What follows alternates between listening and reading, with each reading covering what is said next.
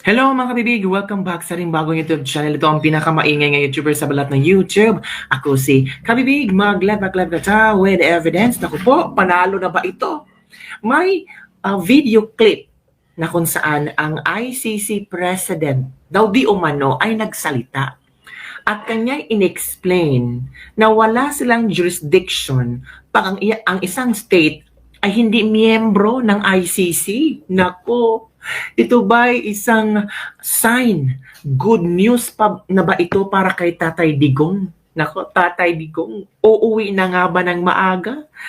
Dito kaya siya sa Pilipinas magbe-birthday? Nako mga kabibig, so panoorin natin ang video na kung saan sinabi ng ICC President ang nakaguluntang na sikreto, hindi sikreto, katotohanan na pilit nilang binabaliktad, binabaloktot, basta lang si Digong ay nasa ICC at hatulan.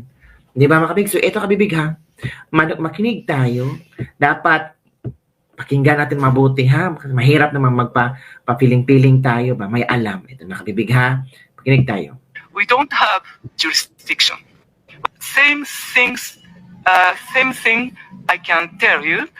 For example, if crimes occur on the soil of non-state parties by non-state parties persons, we don't have jurisdiction. O siya, kung ang krimen ay nangyari sa isang non-state party or country at non-state citizen na walang jurisdiction ang ICC, sabi ng taga-ICC President na wala kaming jurisdiction dyan. Oh. Whatever the crime is, unless UN Security Council refer the situation to us. So we have the limitation under the Rome Statute. What kind of crimes and what kind of people and the jurisdiction on the territory. See? Ito ay March 19. We don't have jurisdiction. Same thing I can tell you. For example, if crimes occur on the soil of non-state parties by non-state soil or sa lugar kung sa non-state party and non-state citizen parties persons, we don't have jurisdiction. Whatever the crime is, unless UN Security Council refer the situation to us. So we have the limitation under the Rome Statute. What kind of crimes and what kind of people and the jurisdiction on the territory. There you go. Yan kabibi. Walang jurisdiction ang ICC sa Pilipinas. It's very clear that ICC have no jurisdiction towards the government. Our prayers and the release and freedom of our beloved former President Pangulong Duterte finally answered. So bring back PRRD now to the Philippines. Release him. So the Philippine government and some ICC members connive. Hindi natin maalam kasi wala naman tayong ebidensya na nag-connive sila. It's clear the government of the Philippines referred to them. Bring back our President Duterte. Yan mga kabibig ha. Galing yan sa ICC President. Napo. Parang dinidinig na ang ating mga prayers na makakabalik na si Pangulong Duterte. Naku, excited pa naman tayo. At sobrang excited na mga Pinoy. Nako, grabe. Sa ang sulok ng Pilipinas sa Japan. Ngayon, kabibig ha? Sa Japan, ito ang nangyari. Grabe yung rally nangyari sa Japan ngayon kabibig. Panoorin natin ha. Grabe ang OFW, no? Imagine. Talagang every week, every day, pwede silang mag-rally para kay Pangulong Duterte. Japan to sa detention ng ICC. We will stand with Tatay Digong at we will stand with the nation. Duterte now, we will stand for him. Dami Japan. Duterte! Duterte! Duterte! Duterte! Duterte! Duterte! Anong taon? Grabe. Duterte!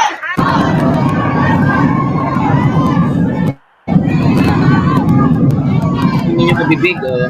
Pero kabahan talaga ang alyansa nito. Kasi, tingnan mo sa iba't ibang sulok ng bansa at buong mundo, may mga rally na tungkol kay Pang Duterte, expected na itong mga nag-rally na yun ay hindi iboboto ang alyansa ni Marcos. At obviously, ito ay straight pinibilaban at iboboto nito. Ano ba yun, mga kabibig? Tingnan nyo. Dapat na bang kabahan ang pinibilaban? Hindi sila kabahan. Ang kabahan ang alyansa ni Bongbong Marcos. Diba? In fairness, ang galing ni Amy. Hindi na siya sumasama sa alyansa ni Bongbong Marcos. Talagang ang galing na strategy niya. Ito strategy niya. Tingnan niyo, oh. Daming tao. Ilang boto na yan. Isipin niyo, ilang boto na yan sa mga OFW. Kasi sa mga OFW dyan, mga kabibig, yung mga OFW na yan ay may mga pamilya sa Pilipinas. Of course, yung pamilya sa Pilipinas, yung mga OFW na ito, sabihin talaga, iboto yung ang pinibilaban. Kung hindi yung boto, walang lawan. Nangyari yun. Dami. Sa Japan ito mga kabibig, ha? In fairness, wala pa akong video na kung saan alyansa ni Bongbong Marcos ay pumunta sa ibang bansa para magkampanya. So far, ang PDP laban pa sa Hong Kong sila nagpunta.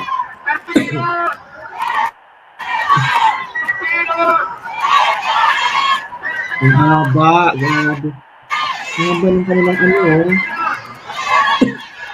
Uy, ang daming tao. Grabe. Hindi pala kadaming OFW sa Hong Kong, no? Sa Japan, no? Grabe, mga kapagyan, dami. Speaking of the Netherlands, kung akala nyo ang Netherlands ay magpapaano din, hindi. Meron din silang rally together with VP Sara. So, ito kabibig, manood tayo ng rally sa the Netherlands, ha? Ito na. Manood tayo, ha? Ito sila kabibig, ang dami ding tao kabibig. Ng iyong kaharian, O God. There will be justice, O Lord, and there will be peace, O Lord God. Lord, pagkaisahin mo ang bawat Pilipino, anuman, O Diyos, at aalisin mo ang anumang pagkakabahagi. Gampanan mo, Panginoon, ang iyong kalooban, O Diyos, para sa aming minamahal na bansa. Pinagkakatiwala namin ang programang ito, Panginoon, na magaganap sa araw na ito. At sa lahat ng magaganap, mangyayari, Panginoon, alam namin na ikaw ang siyang may tataas, ikaw ang siyang maluluwalhati, at sa oras na ito, Panginoon, kasama ng pagmamahal sa aming Diyos, sa iyo, Panginoon, gayon din ini-express namin ang pagmamahal namin sa aming minamahal na bansang Pilipinas. Lord, we declare Jesus is Lord over our beloved nation, the Philippines. Jesus is Lord over the Filipino people. We honor you and we bless you. We give you the praise. In Jesus' name this we pray. Amen. Amen. Ang daming tao din, mga kabibig. Kung tingnan nyo. Mga kababayan, ano po ba ang rason kung bakit tayo andito? Andito po tayo para ipakita sa buong mundo ang sigaw ng masang Pilipino. Naku po, Sino ang mahal ng mga Pilipino? Naku po. Sino ang magaling na presidente ng Pilipinas? Duterte! Duterte! Duterte! Duterte! We would like to let everybody know from the international people at sa mga taong nasa Pilipinas, andito po kami para marinig ang boses ng bayan. Andito po kami dahil minahal ni Rodrigo Duterte ang Pilipinas. Yun din ang rason kung bakit minahal siya ng mga Pilipino. Ginawa niya ang lahat sa loob ng 6 na taon para ibigay ang serbisyo na tapat at deserve ng mga Pilipino. Andito tayo sa isang rason na ipakita sa kanila na si Rodrigo Duterte, Roa Duterte ay mahal ng mga Pilipino. Inaanyayahan ko po at pinapaabot po namin sa we would like to send our message to the international people, to the international media. You have the responsibility to report what is right and what is happening in our loving land, Philippines. Do not malign the Filipino people. Don't spread fake news. Grabe, ang daming tao, no? Grabe, mga kabibig. Duterte! Duterte! Duterte! Duterte! Grabe. Hahantukan po tayo ng Ito pa kabibig, ha? May i-share akong video sa inyo, ha? Na yung mga tao din excited silang maka-join si VP Sara sa sa rally. Ito kabibig, ha? May mga tao talagang iba't ibang parte ng bansa ay gumagawa ng rally ngayon. Nako. Ng tao dito na parang iisipin mo talaga na tawag dito, iba na ang aksyon ng mga OFW. Parang ang mga OFW na ba talagang ipinapakita talaga nila na hindi na sila sang-ayon sa ginawa nila kay Pangulong Duterte. Opo, mga kapipi. So, yun po ang tawag dito, mga nangyayari ngayon, mga kabibig, sa The Hague, Netherlands, na kung saan nagsagawa sila ng isang rally para ipapakita sa international world, sa international media, na hindi fake news at mahal ng Pilipino si Pangulong Duterte. Ito. Our country, Philippines. Mabuhay po ang Pilipinas. Mabuhay kayong lahat.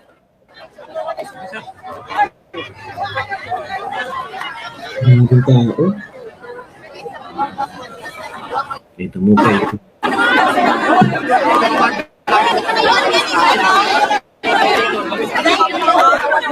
Magsabitin natin ha. Grabe. Nagsilatingan ang mga tao.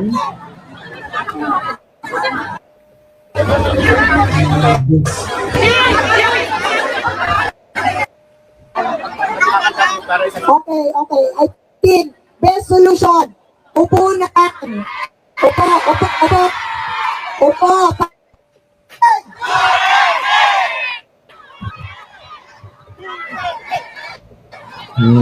At our kababayan coming from Germany, Belgium, the Netherlands, Spain, the UK, Ireland, Finland, Norway, Denmark, Sweden, and France.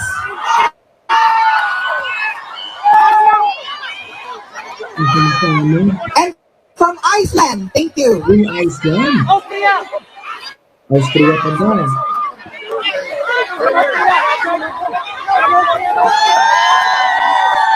Ano kayang reaction ng mga taga-ICC, no? Na nagsama-sama ang mga OFW na nasa harap ito ng ICC, I think so, or maybe any area sa The Hague, Netherlands. Pero I'm sure, ang mga Dutch people will be talking about this. Ano nangyari? Ba't nagkumpul-kumpulan may rally ang mga Pinoy, di ba? Grabe mga kabibi, as in. Dami nila. So, yun po mga kabibig ang latest lebak-lebak for today. Grabe, as in, shock tayo, no? Kung akala ng mga Pilipino na sa Pilipinas lang ang may mga grabing rally sa iba't ibang bansa at malakas ang mga OFW in fairness mga kabibig. Sobrang lakas, sobrang dami. Sobrang every now and then may mga rally sila. So ano ang palagay niya kabibig? May may patutunguhan ba itong mga ginagawang rally ng mga Duterte supporters or baliwalain lang ito ng mga nasa itaas? Let's wait and see mga kabibig. Ano kaya mayayari kay Tata Digong? Malapit na kayang birthday. So makaka-uwi ba si Tata Digong sa kayang birthday? Tignan natin. We believe in God's miracle. Yun lang po kabibig. Bye everyone. See you next time.